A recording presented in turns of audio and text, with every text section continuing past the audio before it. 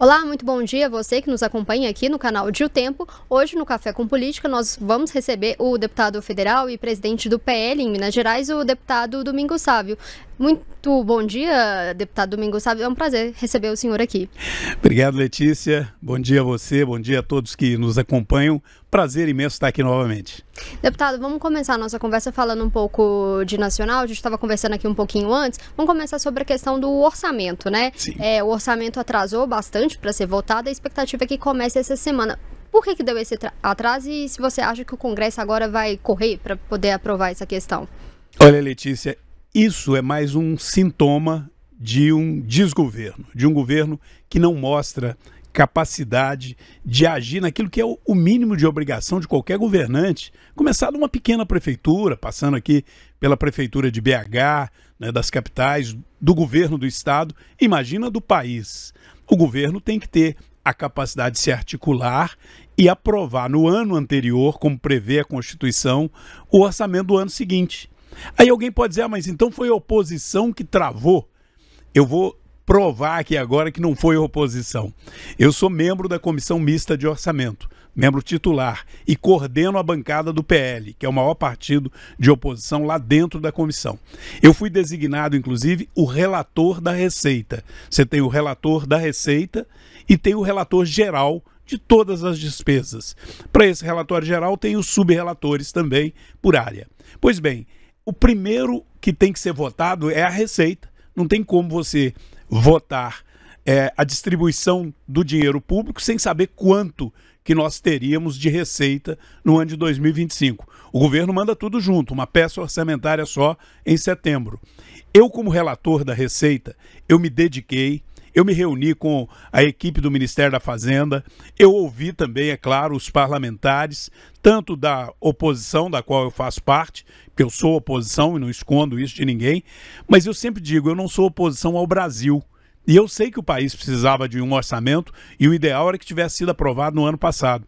Portanto, eu me empenhei e o meu relatório foi apresentado com as críticas que cabiam, com as mudanças que cabiam, e foi aprovado por unanimidade, foi aprovado por todos, dando condição ao governo de dar sequência e aprovar o relatório geral. Por que não aprovou o relatório geral? O governo não se articulou, o governo ficou ocupado em, através da Advocacia Geral, ficar polemizando, discutindo sobre emenda parlamentar, chamando o seu ministro de plantão, porque eu tenho que dizer, hoje nós temos no STF ministros que são base do governo Lula. Isso é uma vergonha para o país, né? Eu que tenho o maior respeito pela Corte Suprema, não posso respeitar essa figura de ter um ministro que fica ali como se fosse um pau-mandado, um serviçal do governo federal. E o governo federal, ao invés de discutir com clareza com o Congresso regras de transparência para as emendas parlamentares, foi levar a polêmica através do advogado-geral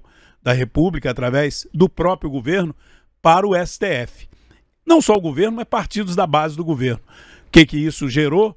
Um desentendimento total, inclusive na base do próprio governo, e não se aprovou o orçamento. Mas eu estarei em Brasília me empenhando durante essa semana. Eu queria votar já em fevereiro, mas você sabe como é que é no Brasil, depois do carnaval. E enquanto isso, o STF também não se posicionava, não dizia como que ele entendia que deveriam ser as emendas parlamentares. Ora, emenda parlamentar não há o que discutir, tem que existir no orçamento. O dia que não existir emenda parlamentar, é como se você tivesse fechado o Congresso, porque você tirou a voz dos representantes do povo de dizer como eles entendem que deve ser a melhor forma de aplicar o dinheiro público. Então tem aquilo que é o executivo que decide, principalmente as despesas obrigatórias, para manter toda a área de governo funcionando, mas aquilo que é investimento, é claro que é natural que o parlamento faça emendas dizendo, para Minas Gerais, os 53 deputados federais que representam Minas e os 3 senadores estão sugerindo essas emendas, que vai atender as unidades de saúde, que atender o SUS, que vai melhorar a rede pública de educação, que vai melhorar a pavimentação de alguma estrada ou até as ruas de periferia nas cidades que precisam de investimento. É isso que é a emenda. Agora, é claro que deve ter transparência e eu tô com 8 mandatos de vida pública. Eu nunca tive um probleminha sequer com as minhas emendas, porque todas as minhas emendas são feitas e publicizadas, divulgadas com total transparência. São emendas para atender a demanda da população. Então agora eu acho que já se pacificou isso. Espero que a gente vote ainda no mês de março, não só na Comissão de Orçamento, como no plenário do Congresso, para que o país tenha um mínimo de segurança. Um pouco dessa instabilidade da economia vem disso também, do país não ter sequer um orçamento aprovado. Então isso dá uma insegurança em todos aqueles que pensam em investir. Será que eu vou investir no Brasil? O Brasil está seguro para isso? E aí acabam que todos os brasileiros são punidos pela incompetência do governo. E, deputado, continuando ainda no âmbito nacional, hoje, né, nessa segunda-feira, a Gleice Hoffmann vai assumir ali a articulação, né, entre o Palácio do Planalto e o Congresso. Qual que é a avaliação do senhor sobre a chegada da Gleice Hoffmann para esse cargo e sobre essas mudanças ali da reforma ministerial que está acontecendo nesse governo? Letícia, eu acabei de dizer que eu não sou oposição ao Brasil, né? E é claro que tudo que eu puder fazer para ajudar para que esse nosso país supere as dificuldades que estamos vivendo, está voltando a inflação, alimento caro demais, mas eu não vou apoiar esse governo que está aí, porque é um governo muito ruim. E apoiar esse governo, estimular esse governo, é criar perspectiva para que ele seja reeleito ano que vem. E aí, para mim, é uma tragédia para os brasileiros. Portanto, a Gleice Hoffmann, indicada para essa missão, mostra, na minha opinião, como esse governo é incompetente. Porque ele troca 6 por meia dúzia. Ele pega o Padilha, que é do PT, leva para o Ministério da Saúde, onde tinha uma petista roxa. E traz a presidente nacional do PT para ser articuladora política. Ora, a presidente nacional do PT, que só abre a boca para dizer que quem está certo é só o PT e que o resto está errado. O PT não é maioria nem na Câmara nem no Senado. O PT não tem uma base nem capacidade de influência para ter pouco mais do que 100 votos nos 513 da Câmara. A Gleice, para fazer um trabalho, pelo menos no nível que o Padilha estava fazendo, tem que mudar muito o discurso dela. Porque para ela conversar com todos os parlamentares, se for achando que vai impor o jogo do PT, a base do governo Lula, que já é fraca, vai enfraquecer ainda mais. Portanto, eu entendo que, infelizmente para o país, a gente tende a sofrer por mais 1 ano e 10 meses aí com este desgoverno. Agora, para nós que queremos mudar, eu acho que cada dia que der mais corda para eles, eles vão se enforcando. Porque eles realmente são incompetentes e não querem construir uma unidade. Por um lado, falam que querem um país para todos, que querem acabar com o ódio, eles estimulam o ódio o tempo todo, estão perseguindo o ex-presidente Bolsonaro, está fazendo todo um processo de ódio contra a direita no Brasil. E eu acredito que eles, infelizmente, né, vão fazer mal para a gente, mas por 1 ano e 10 meses. Depois disso, nós vamos ficar livres desse povo, porque eles são muito incompetentes. Vou querer, inclusive, perguntar sobre 2026, mas antes, uma discussão ali no Congresso agora vai ser as presidências das comissões, né? E lá do Tempo Brasília, a Lara Alves até pediu para poder perguntar uma pergunta para o senhor, que é que várias pessoas do PL estão falando que o PL não vai abrir mão de jeito nenhum da Comissão de Relações Exteriores e que tem um acordo, que o PL vai ser o primeiro a indicar. Tem isso, muito se fala do nome do Eduardo Bolsonaro ser indicado para essa comissão. Veja bem, Letícia, isso não é uma escolha do PL, não, isso é regra do jogo, isso está no regimento interno, que é lei. O regimento interno da Câmara não é algo que alguém vai lá e assumiu a presidência agora, o Hugo acaba de assumir a presidência, aí ele escreve um novo regimento. Não, o regimento da Câmara, ele é lei. E a lei é clara. A maior bancada, o maior partido, escolhe primeiro. E quem é o maior partido da Câmara Federal é o PL. Então, não venham dizer para o PL o que o PL vai escolher. Não venham dizer logo o PT que eles não vão permitir que o PL escolha aquilo que é de direito do PL escolher. Eu até defendo que o PL escolha a Comissão de Constituição e Justiça, que nós hoje presidimos. Quem preside hoje a Comissão de Constituição e Justiça é o PL, que fez a primeira escolha no ano passado. Agora faremos novamente a primeira escolha, porque a gente continua tendo a maior bancada. E vale a bancada que tomou posse, né, após as eleições de 22. A regra é clara. a bancada que tomou posse, porque pode haver uma mudança, pessoa desfiliar, afiliar em outro partido, pode haver fusão de partidos, né, como tem ocorrido, mas vale aquilo que o povo escolheu, que o povo elegeu. E o povo elegeu o PL, o maior partido do Brasil. Então, isso é também o que salva o país para nós não entrarmos numa ditadura absoluta, porque a gente já tem hoje uma ditadura do judiciário, com ministros, não são todos, mas com ministros que se colocam acima da Constituição brasileira e que estão cometendo absurdos. Se nós agora permitirmos que no Congresso o PT venha querer impor a sua vontade, a gente teria destruído qualquer possibilidade de democracia. Então o PL não vai abrir mão de fazer livremente as suas escolhas. E tem alguma favorito ali, alguma comissão, se é essa de comércio exterior, saúde também se fala que talvez seja uma questão que o PL queira? O PL tem, obviamente, a Comissão de Constituição e Justiça é importante, mas nós sabemos que há um desejo do MDB, do progressista. Então sempre é construído também um diálogo entre os líderes. O PL eventualmente pode até abrir mão de alguma, porque além da Constituição e Justiça, a educação que nós presidimos através do Nicolas Ferreira, o Nicolas presidiu a Comissão de Educação no ano de 2024 e fez um belo trabalho, excelente, equilibrado, e a Comissão de Educação é muito importante. Nós teríamos o Plano Nacional de Educação votado no ano passado, o governo não mandou, talvez não tenha mandado preocupado porque estava com o PL a presidência da comissão, mas indiferente de estar na presidência ou não, nós vamos ficar vigilantes para eles não quererem enfiar na educação aí, goela abaixo dos nossos pais e das nossas crianças, as loucuras que a esquerda tenta implantar, e implanta, infelizmente, implantou em muitas universidades e tem implantado em alguns lugares, mas nós não podemos deixar que isso vire a regra do jogo, a lei de querer influenciar negativamente, de forma ideológica, as nossas crianças. Então, educação é importante, saúde é muito importante, mas a Comissão de Relações Exteriores, ela tem uma importância especial para nós nesse momento. Não é simplesmente porque o Eduardo Bolsonaro é uma figura extremamente preparada, fala vários idiomas fluentemente, é um parlamentar atuante, tem relações já consolidadas com a diplomacia de vários países e da maior economia do mundo, que é os Estados Unidos, mas é para que o mundo saiba os absurdos que estão ocorrendo no Brasil. Porque, infelizmente, se nós não reagirmos, eles querem nos silenciar, querem tirar a nossa liberdade de expressão. Eu sou parlamentar, eu tenho a liberdade, e olha que já tem parlamentar sendo processado até pelo que falou na tribuna. Muitos dizem até domingo, você está sendo muito ousado de apontar os absurdos que o STF está fazendo. Mas eu tenho obrigação de fazer isso. Eu tenho 8 mandatos de vida pública, uma história limpa, eu não tenho por onde eles pegarem, porque se tivesse já tinham vindo para cima de mim.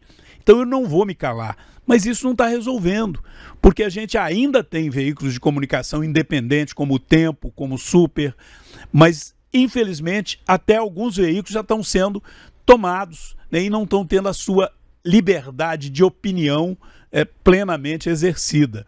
Então, a Comissão de Relações Exteriores, ela é um instrumento de defesa verdadeira da democracia, para que a gente não fique aí com alguém querendo passar para o resto do mundo uma imagem falsa de que aqui está tudo bem, que eles estão prendendo pessoas e condenando a 17 anos da maneira covarde como estão prendendo no STF, sem direito de defesa, sem que a pessoa tenha sequer um antecedente criminal, Letícia. Imagina isso, mães que têm filhinhos lá de 2, 3 anos de idade e que estão com 17 anos de pena, porque estavam na praça pública defendendo as suas ideias. Não tinham uma arma, não tinham um canivete, não tinha nada.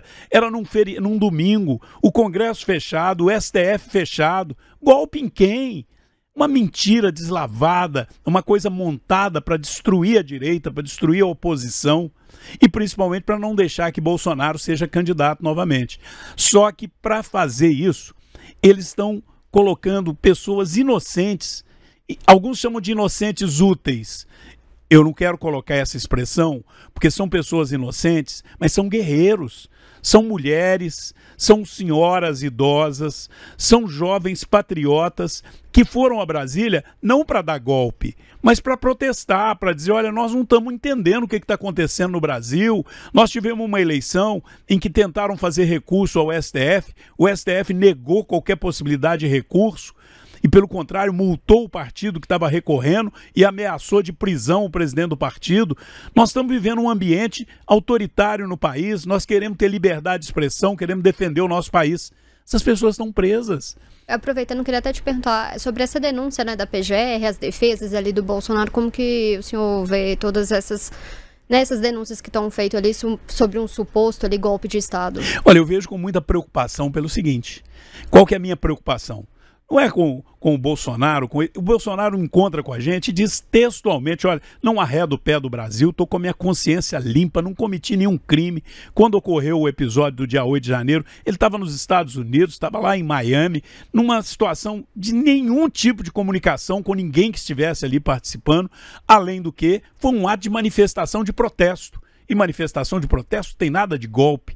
Na verdade, o que estão fazendo, e eu me preocupo, é porque tudo indica que é uma coisa armada, como o Cid, né, que está preso, ele disse, olha, a testemunha que está sendo usada para acusar o Braga Neto, acusar o Bolsonaro, acusar todos os demais que estão sendo acusados como tendo sido os mentores de um golpe do Estado, o indivíduo que fez a delação, está gravado isso, está na internet, qualquer um pode chegar lá e ver, porque isso hoje vira conhecimento público, né?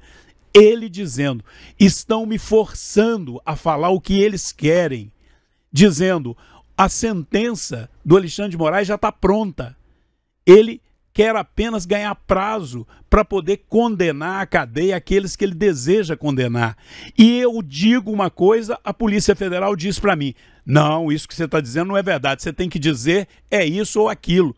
Ou seja, eles coagiram e o pior, depois saiu, com o próprio Alexandre de Moraes participando, o vídeo mostrando que eles viravam para o Cid e dizia, olha, se você não falar aquilo que nós estamos querendo que você fale, você vai ser preso, e a sua mulher vai ser presa, e a sua filha vai ser presa, e o seu pai vai ser preso. Ora, isso é o pau de arara, isso é a tortura dos anos atuais. Aquilo que as pessoas sofreram lá atrás, num período de regime militar, e que nós condenamos, aquilo pelo qual fez a gente lutar por anistia com aqueles presos políticos, eles usavam tortura, né, de maltratar fisicamente. Agora, eu sou pai também. Eu sei como deve ter sido doloroso para o Cid estar diante da Polícia Federal, estar diante de um juiz da Suprema Corte, olhando para ele e dizendo, se você não falar, você vai preso, a sua mulher, o seu pai e a sua filha vão presos. Ora, esse indivíduo acaba falando tudo o que eles quiserem que ele fale. E foi isso que ocorreu. Ele acabou fazendo uma delação mentirosa, fazendo acusações para atender a pressão política. É isso, pelo menos, o que eu estou entendendo que ocorreu.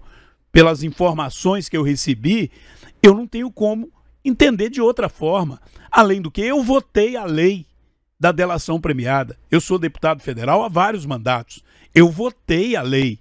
Eu votei a lei justamente para que alguém que saiba de um crime confesse e informe quem mais participou do crime. E aí possa atenuar a pena. Mas tem regras, a pessoa não pode fazer a delação sob tortura, sob ameaça. O juiz é proibido pela lei, de maneira clara, de participar do processo de negociação da delação. E o juiz Alexandre de Moraes, ele não só participou, ele ameaçou anular a delação e prender o Cid, o ajudante de ordem do Bolsonaro, que estava ali naquela tortura. Então, o que nós estamos vendo no Brasil já é uma ditadura. E nós estamos vendo, eu estou me referindo a este caso, porque isso está em julgamento, foi o que você me perguntou, mas tem centenas de mulheres, pessoas idosas, trabalhadores rurais. Eu vi em Divinópolis um paciente psiquiátrico que vendia picolé em Piumhi há 20 anos. Todo mundo conhecia ele na rua. Uma pessoa com problemas psiquiátricos. Ele pegou carona e foi para Brasília. Prenderam ele em Brasília, ele estava lá no presídio de Divinópolis, desesperado, porque é um paciente psiquiátrico, uma pessoa com problemas mentais, e foi preso pelo senhor Alexandre Moraes com a alegação de que é um golpista. E eles estão fazendo isso com centenas de pessoas. Por isso, no dia 16 agora de março, nós precisamos de ir o máximo de gente no Rio de Janeiro.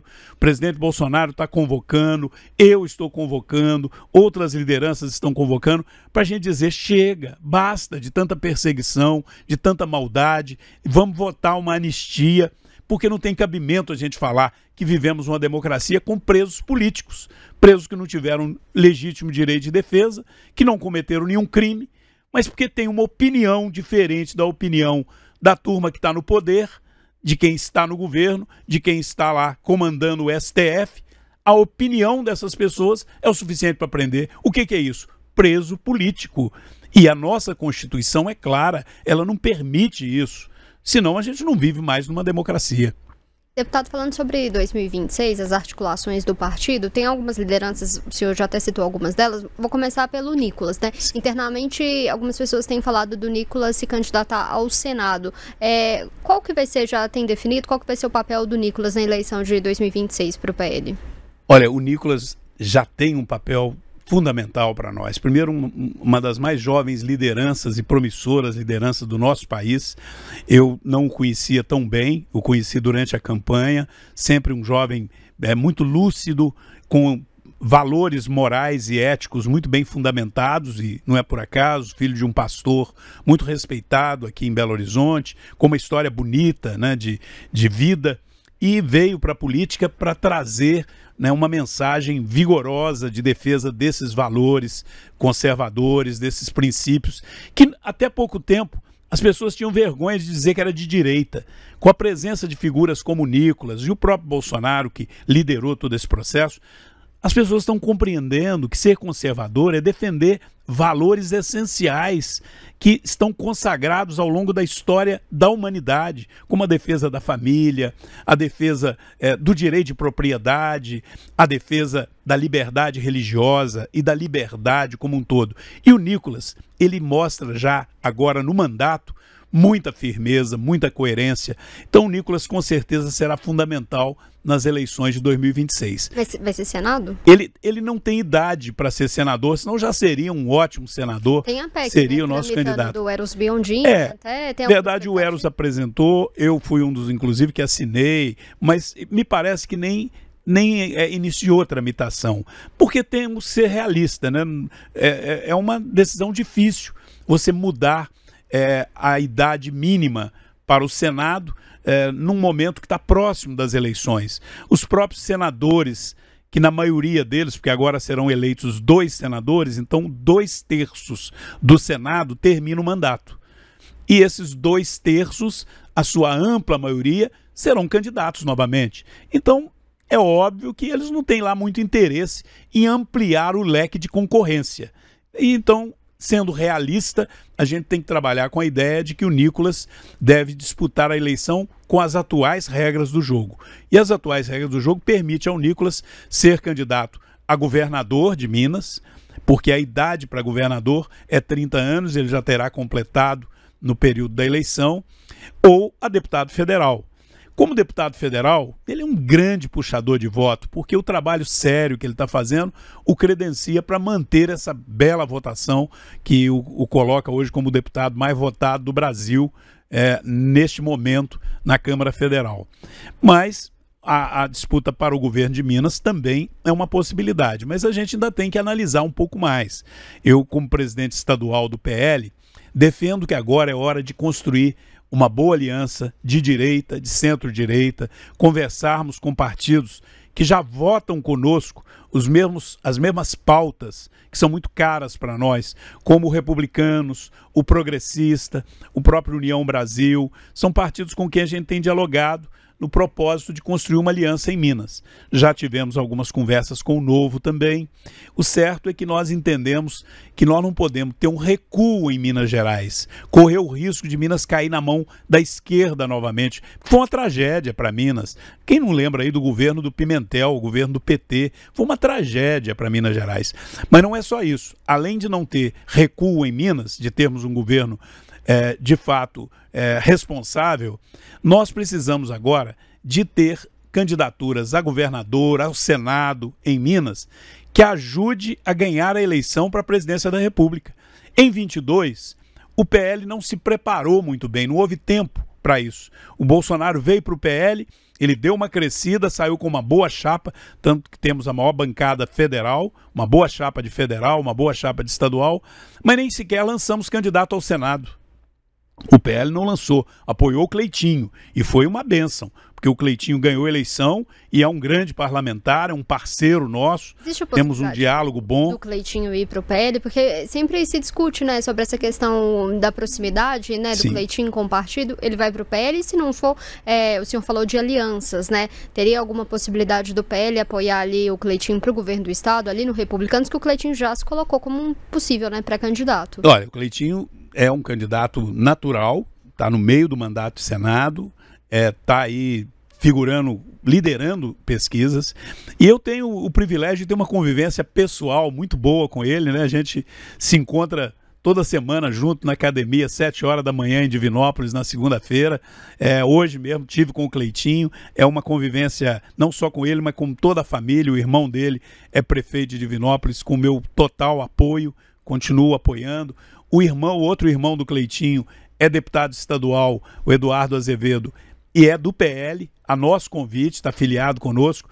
Portanto, o Cleitinho está dentro desse projeto. Ele será candidato, mas eu entendo que será candidato numa conciliação. Eu não vejo Nicolas candidato e Cleitinho candidato. Eu não vejo isso. Eu vejo que a gente tem que ter a responsabilidade com os mineiros e com o Brasil de ter uma candidatura única, de consenso. Se for o nome do Cleitinho, ele será muito bem-vindo no PL, ou pode até eventualmente estar no próprio Republicano e o Republicano estar alinhado conosco num cenário nacional.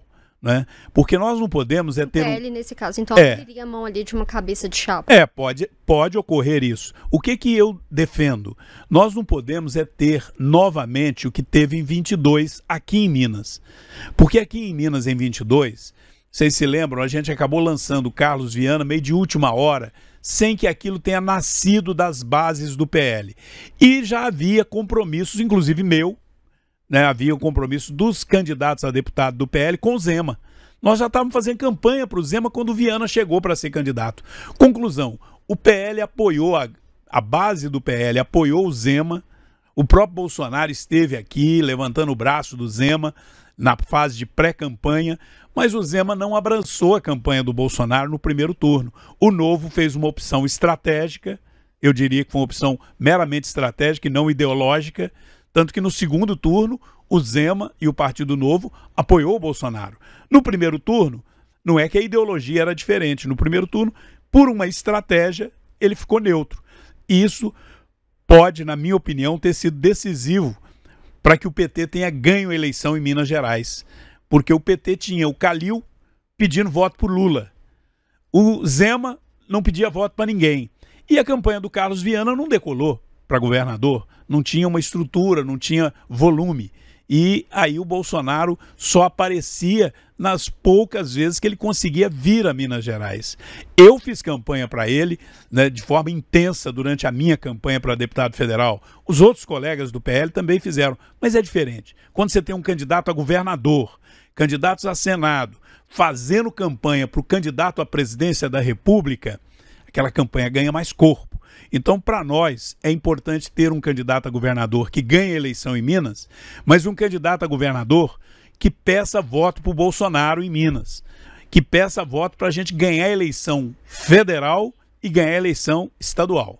E a gente já está caminhando para o final. O senhor sempre teve uma boa relação com o governador Romeu Zema, com o vice-governador Matheus Simões. Queria perguntar se, por acaso, o PL apoiar o Cleitinho, se não vai talvez causar um mal-estar, e perguntar se o senhor concordou com a saída do PL da base do Zema na Assembleia. Olha, essa pergunta, ela requer que eu te responda dando um pequeno histórico. Nós apoiamos o Zema, eu pessoalmente apoiei de forma intensa na eleição passada, apoiei durante todo o primeiro mandato dele, né? Eu não apoiei na eleição lá atrás em 2018, porque eu era até presidente do PSDB e o Anastasia era o nosso candidato, né? E, obviamente, eu não iria fazer uma traição.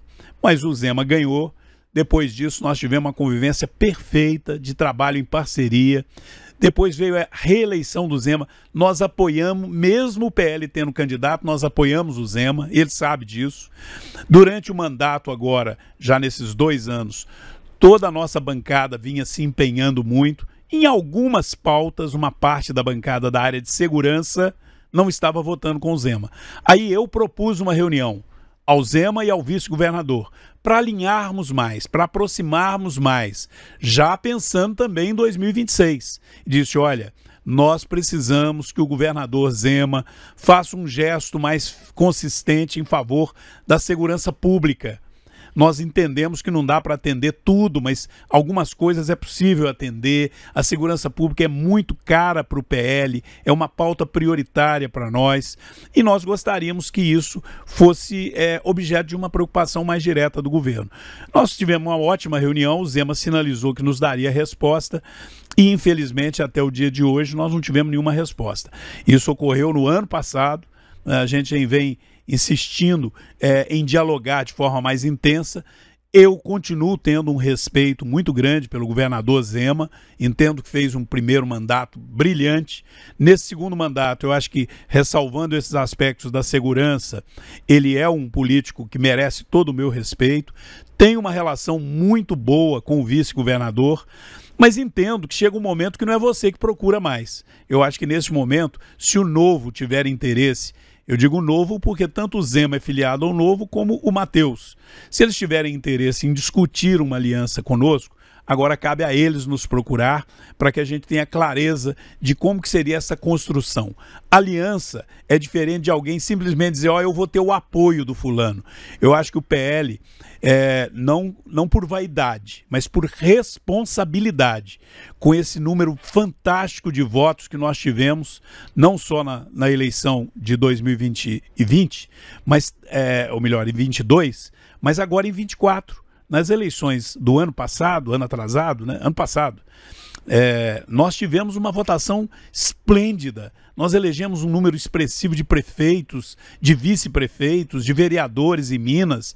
Nós fomos para o segundo turno na capital mineira com uma bela votação. Fizemos a maior bancada de vereadores na capital mineira. Ora, será que o PL é que tem que ficar indo lá perguntar, vocês querem o meu apoio?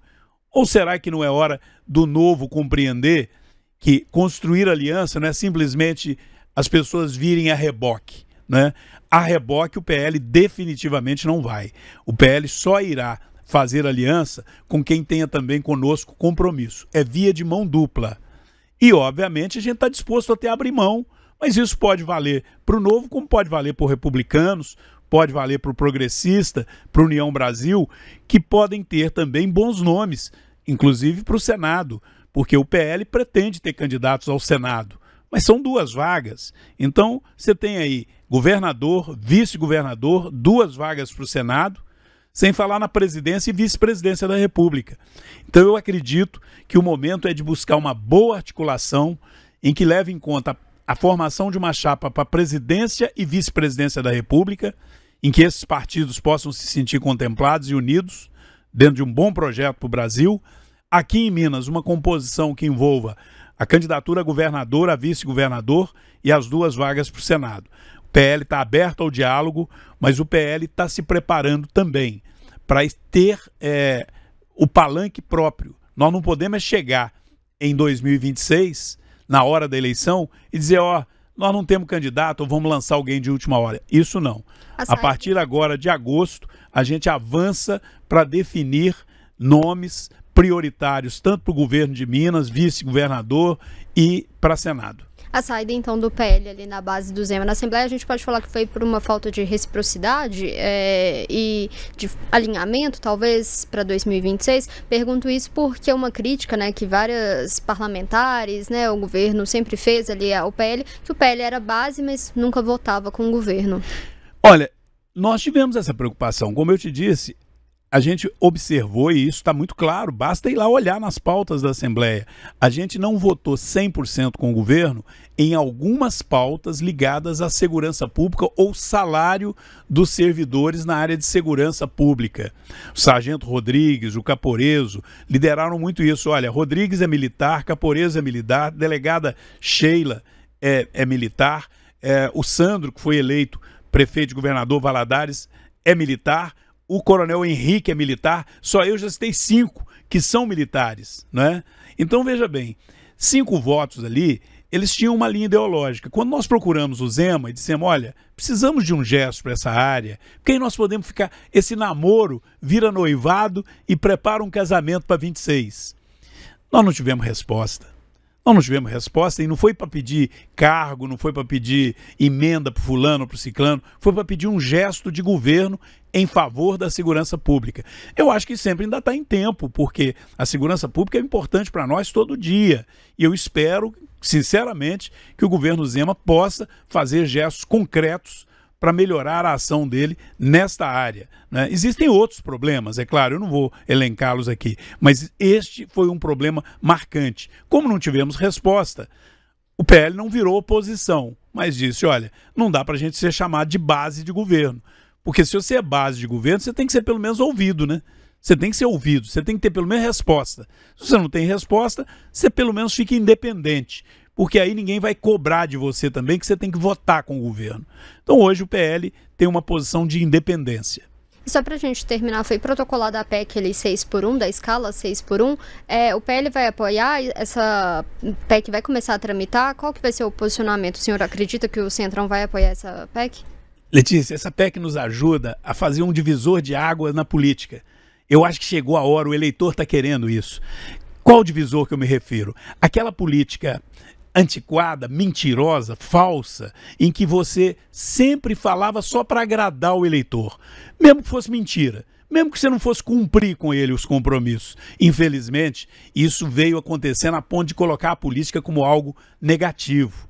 Felizmente, as pessoas estão ficando mais atentas, a internet colocando todo mundo sabendo de tudo em tempo real, e alguém propor, no meio de uma crise econômica como nós estamos vivendo, com inflação ameaçando sair do controle. A de alimentos já saiu do controle. As pessoas estão tendo dificuldade de manter os seus padrões de vida, né?